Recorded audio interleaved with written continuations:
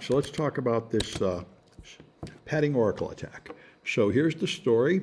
If you're encrypting data, you have an initialization vector, which is 16 bytes, and then you'll have, say, 3 blocks of plain text. So you have your 3 16-byte blocks of plain text. You XOR this one with the initialization vector, then you encrypt with the key, and that gives you 16 bytes of ciphertext. You take the output here, and that's the initialization vector for the next block, and the same thing here. That's cipher block chaining, which was very popular until recently. But suppose you only have 47 bytes of data. Then you don't have enough to fill the last block. So in that case, you have to pad it with something. And for some reason, the padding people chose was predictable. So that's the encryption. Now when you decrypt it, you just turn this upside down. You start with 48 bytes of ciphertext, and here comes the initialization vector. You decrypt it with the key, then you XOR it with the IV. Then you decrypt this with the key, and you XOR it with the IV, but the IV is the output here, so you have the ciphertext that's going to be used here. You're using that block of ciphertext as the IV here. So there's 2 fundamental problems that lead to this weakness. The first one is something about the padding is going to be a problem, but the second one is the person who only knows the ciphertext has that stuff used in a very simple operation here to create the plain text directly. So you know the IV for each block now. That was what is kind of unwise about this. So we're going to exploit those. And here's the padding system. If you only need 1 byte of padding, use 01. If you need 2 bytes, use 0202. Use 030303. This is the padding. And if no bytes of padding are needed, you add an entire 16 bytes of 10, which is 16 in hex. And the reason is because now it'll be easy to remove the padding. When you decrypt anything, there is always some padding, and this number tells you how many blocks to remove. Otherwise, it wouldn't be obvious how to remove the padding when you decrypt it. So that's what it's good for. It does accomplish that goal. It means you can easily decrypt it and you can easily remove the padding. But the problem is, several things have worked together so you can break it. And what you do is you modify this byte here of the ciphertext. And when you do, that will scramble this entire block and turn it into random garbage. But it will only affect that byte of the ciphertext because this part of the ciphertext is only used in this XOR operation. So now you can punch it and only affect 1 byte at a time. And that is the weakness because now you only have 256 possible values here and you can brute force that easily. So what you do, now if you can tell when it fails to decrypt, if the reason it fails to decrypt is bad padding, then you can learn something about this padding, and that's what we're going to exploit. So I've already installed PyCryptodome here. So here we're going to start with initial values. Let me get my, I'm running a Python interactive environment here. So there we go. It didn't complain. So that has to set a message and set a key and an IV to just values that are 16 bytes long. So now I can encrypt it and print the encrypted stuff. All right, and encrypted, and there it is. There's my random 16 bytes of encryption, which is 32 characters of hex. Now I can decrypt it. That thing is called ciphertext, and here I can decrypt the ciphertext. And when I do, it does turn into hello from AES correctly. Okay, so that works. All right, now I'm going to do padding and chaining. So this will, wait, didn't we already do this? No, okay, good. All right, so now we're going to add padding, key IV, and here's my encrypted sentence that's only 47 bytes long. Okay. Now I'm going to pad the sentence, so I'm going to add a 1 to it, which is the correct padding if you only need 1 more byte, and then I can encrypt that and make a modified ciphertext containing that. So I've taken my, okay, and now I'm going to take ciphertext 31, which is this one here, and I'm going to change it to 255. So I'm going to set up this situation I described here. I have ciphertext, which includes padding, and I'm going to change this 1 byte and see what happens. All right. Get rid of that. I got it somehow. All right, there we are. So Now, here's the original ciphertext, and here's the modified ciphertext with 1 byte changed to FF, which is 31. And I should be able to see it here. If I make this wider, there, and shrink the font a little, so it fits on one line, it'll be easier to spot. There.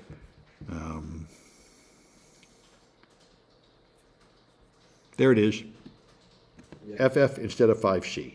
So that's what I've done. I've changed just that 1 byte of the ciphertext in this carefully chosen location, 31, so it's at the end of one of the blocks. Now I'm going to decrypt it.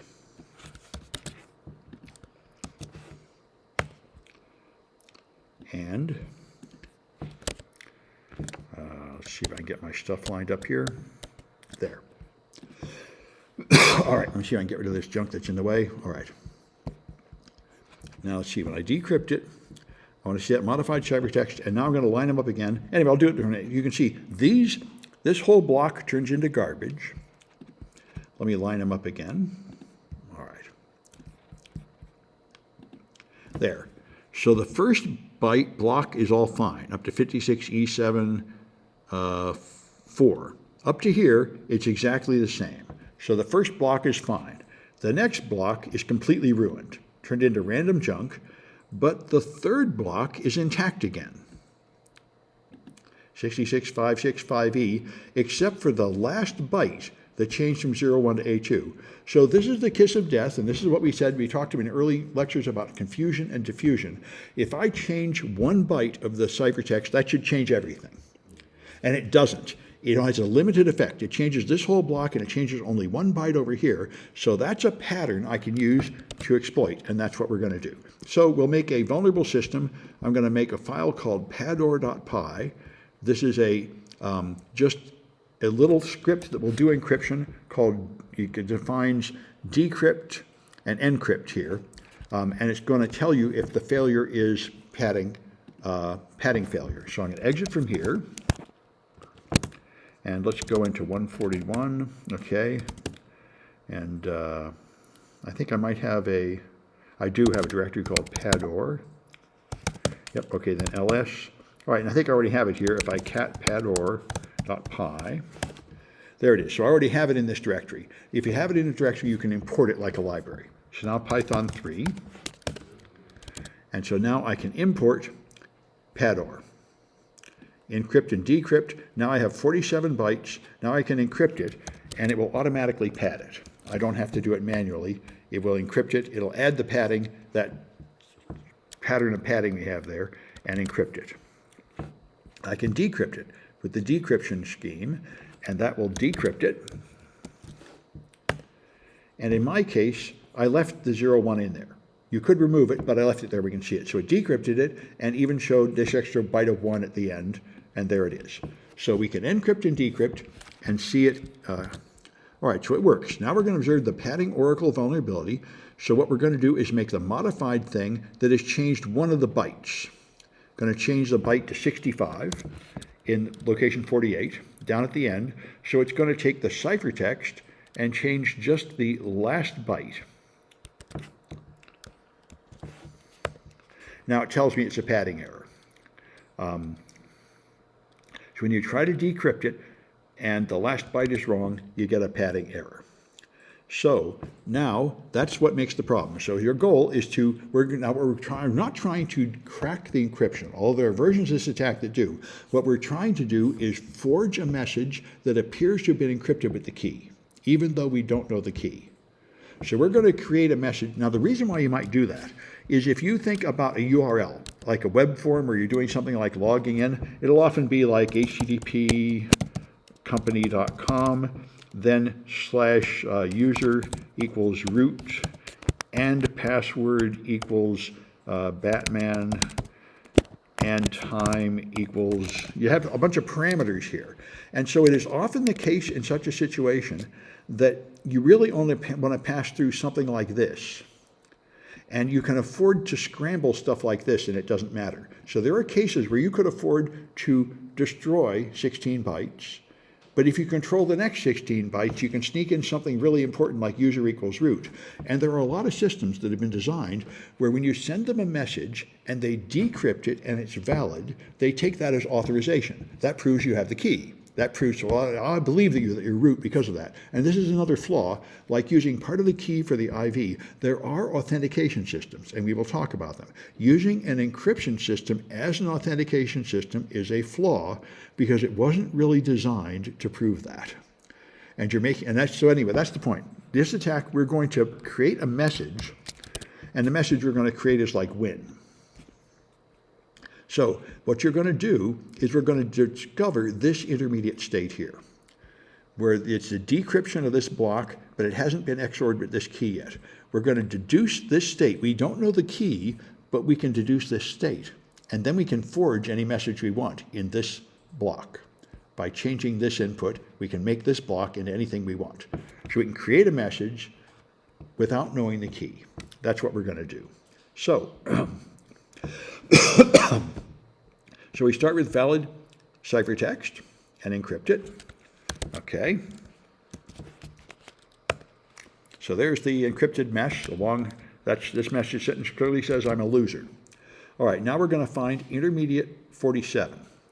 So we're going to modify byte number 32 at the end of the second block, and then we're going to print the decryption of it. We're going to try 5 values, putting different bytes in there. And so if we do, all of them are padding errors, which means the decryption did not have the right thing at the end, which would have been 0, 1. All right, so now we're going to find valid values. We're going to go for 256, and we're not going to print the padding errors. We're going to print anything that was not a padding error. So that's the attack, and there are 2 values, 147 and 154, that give you correct padding. All right. Now, the reason there are 2 is because one of them is equal to the original data, which was correct. And the other one must be the one that creates a 0, 1 at the end. There are only 2 possible valid paddings. A 0, 1 at the end is valid padding for 1 byte, and the original message had some other padding, which was also valid. That's why there are 2 valid values. So we can see the original value here by just printing element 31. So 154 was the original data, so this number must create a 0, 1 at the end. So now we know if I put 147 here, I get 0, 1 there. So this is 147 XOR 1. I've now learned this first orange byte. And now I can try the next byte, I can learn these orange bytes, byte by byte, and each one only takes 256 calculations. So instead of having to do 256 times to the 16th power, I can do it 1 block at a time. So the problem has been broken down into small chunks that are easy to crack. Yeah, this is what you do. It's like the meet in the middle attack. Instead of doing 2 to the 128, you do 2 to the 64s. And here, instead of doing 2 to the 128, I'm doing 2 to the 8 16 times, which is, of course, much easier. Yeah. So now I found intermediate 47. All right. So now I know. All right, and here's another way to do it. You can fill that entire block with A for ciphertext and just destroy it, and that's another way to do it. Then there'll be no valid value except the one that gives you a 0, 1 at the end. So now I create a prefix plus byte because original 32. And there we go. 147 is correctly padded. Nothing else is correct because I destroyed the ciphertext. So here I don't even have to go back and remove the one that was unchanged. The only one I'm going to find correct is the one that creates a 0, 1 at the end. So again, 147 XOR 0, 1 will give me that orange value. All right. And of course, if I filled it with anything else like B's, I get the same answer. 147. Because I'm not getting a whole valid message, I'm just getting 1 byte, but the padding will be correct if the last byte is 0, 1. So now I have the intermediate value. All right. And so now that I've done that, to get the next one, I choose a value here that will make this a 0, 2. And now I find the one that makes this a 02. That's a valid padding 0202, and I can get this number. Because, of course, if I use 01 again, then this will be the only byte of padding. I won't learn anything. I have to use 02, and then this will also be a byte of padding. And when one of these values makes a valid one, I'll know that that number, XOR 02, will predict this second byte of origin, this other byte of intermediate value. So we are working on the same text. Yeah. But this is the second iteration that we predict the second. Yep. Shifted to Yep. Yep. not shifted. And so next time you use 03, you can get the third one, and you can just keep going. And so we are adding those 0202 then. Yeah. 030203. Yeah. So Yeah. So you can get this whole orange value, and then you can make this entire plain text into anything you want. By just, in anything I want, but I want the solution. I want the plain text. you do not learn the plain text. Right. You get the ability to forge a message. And what's the point of forging a generic message? Well, like I say, there are systems where your ability to create apparently correctly encrypted stuff counts as authentication. Okay. So I can forge a message that says, send money, I've proven that I'm Joe. And it believes me because it can. Clear text. Yeah, that's all. And by the way, now there are some versions of this where you actually get the key, I think, but that's not what we're doing. I didn't know how to do that one. But this is one of the attacks. Yeah, that's the game. So I don't think I'll bother with it all, but then you just do the same thing for 02, and you'll find which value this value does it. And then XORing that with 2 will give you the other intermediate value, and keep going. And in this case, I just went to where you can now encode win. So if you do this, this will calculate and insert these bytes. So I might be able to run this part. Yeah, so here, there. If I do this, that is my forged ciphertext, where I have modified the last 3 bytes to spell out win.